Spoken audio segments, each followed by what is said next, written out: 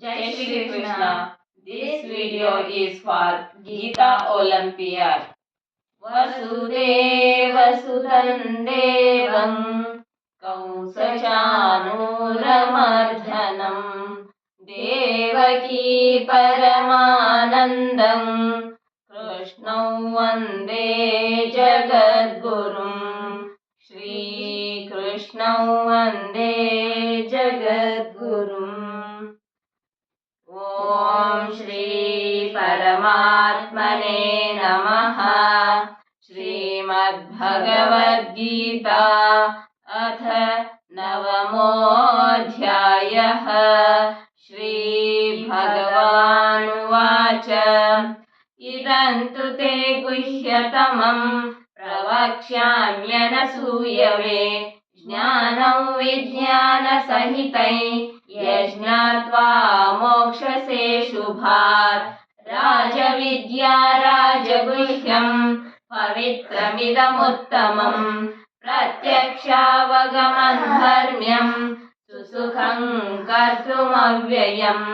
अश्रद्धधानः पुरुषा धर्मस्यास्य परन्तप अप्राप्यमान्यवर्तन्ते मृत्युसंसारवर्त्मनि।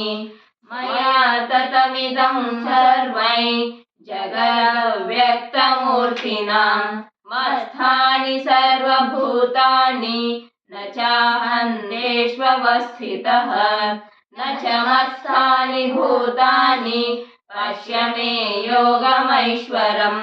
भूतभृन्न च भूतस्थो ममात्मा भूतभावनः यथाकाशस्थितो नित्यो वायुः सर्वत्र गोमहान् तथा सर्वाणि भूतानि मत्स्थानीत्युपधारय। सर्वभूतानि कौन्तेय प्रकृतिं यान्ति माणिकाम् कल्पक्षये पुनस्तानि कल्पादौ विसृजाम्यहम्। प्रकृतिं स्वामवष्टभ्य विसृजाम्य पुनः पुनः। भूतग्राममिमं कृत्स्नम् अवशं प्रकृतेर्वशात् न च मान्तानि कर्माणि निबध्नन्ति धनञ्जय। उदासीनवदासीनम् असक्तं तेषु कर्मसु मयाध्यक्षेण प्रकृतेः स्तूयते सचराचरम्। हेतुनानेन कौन्तेय जगद्विपरिवर्तते अवजानन्ति मां मूढा मानुषीं तनुमाश्रितम् परं भावमजानन्तो मम भूतमहेश्वरम्। मोघाशामोघकर्माणो मोघज्ञानाविचेतसः राक्षसीमासुरीं चैव प्रकृतिं मोहिनीं श्रिताः। महात्मनस्तु मां पार्थ दैवीं प्रकृतिमाश्रिताः भजन्त्यनन्यमनसो ज्ञात्वा भूतादिमव्ययम् सततं कीर्तयन्तो मां यतन्तश्च दृढव्रताः। नमस्तश्च मां भक्त्या नित्ययुक्ता उपासते। ज्ञानयज्ञेन चापरण्ये यजन्तो मामुपासते एकत्वेन पृथक्त्वेन बहुधा विश्वतोमुखम्। अहं क्रतुरहं यज्ञः स्वधाहमहमौषधम् मन्त्रोऽहमहमेवाज्यम् अहमग्निरहमं हुतम्। पितामहस्य जगतो माता धाता पितामहः वेद्यं पवित्रमोङ्कार ऋक्सामयजुरेव च। गतिर्भर्ता प्रभुः साक्षी निवासः शरणं सुहृत्। प्रभवः प्रलयस्थानं निधानं बीजमव्ययम्। तपाम्यहं वर्षन् निगृह्णामुत्सृजाम्य च। अमृतं चैव मृत्युश्च सततश्चाहमर्जुन। त्रैविद्या मां सोमपापूतपापा यज्ञैरिष्ट्वा स्वर्गतिं प्रार्थयन्ते ते पुण्यमासाद्य सुरेन्द्रलोकम् अश्नन्ति दिव्यान् दिवि देव भोगान् ते तं भुक्त्वा स्वर्गलोकं विशालं क्षीणे पुण्ये मर्त्यलोकं विशन्ति एवं त्रयी धर्ममनुप्रपन्ना गतागतं कामकामा लभन्ते अनन्याश्चिन्तयन्तो मां ये जनाः पर्युपासते तेषां नित्याभियुक्तानां योगक्षेमौ वहाम्यहम् येऽप्यन्यदेवता भक्ता यजन्ते श्रद्धयान्विताः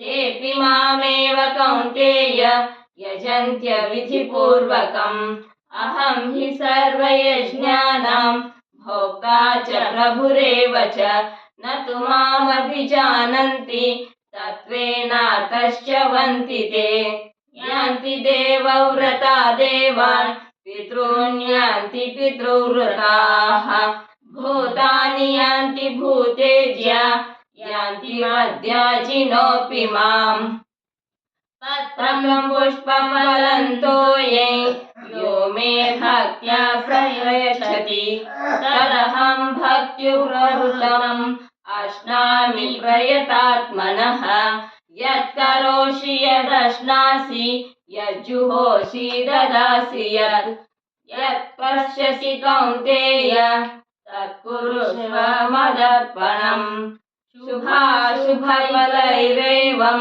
मोक्षसे कर्मबन्धनैः सन्न्यासयोगयुक्तात्मा विमुक्तो मामुपैष्यसि समोऽहं सर्वभूतेषु न मे द्वेषोऽस्ति न प्रियः ये भजन्ति मां भक्त्या मयि ते तेषु चाप्यहम् अपि चेत् सुदुराचारो भजते मामनन्यभाक् साधुरेव समन्तव्य समग्रवसितो हि सः क्षिप्रं भवति धर्मात्मा स्रष्टादिं निगच्छति कौन्तेय प्रतिजानीहि न मे भक्तः प्रणश्यति मां भक्तपाश्रित्य योऽपि पापयोनयः स्त्रियो वैश्यास्तथा शूद्रास्तेऽपि यान्ति परां गतिम्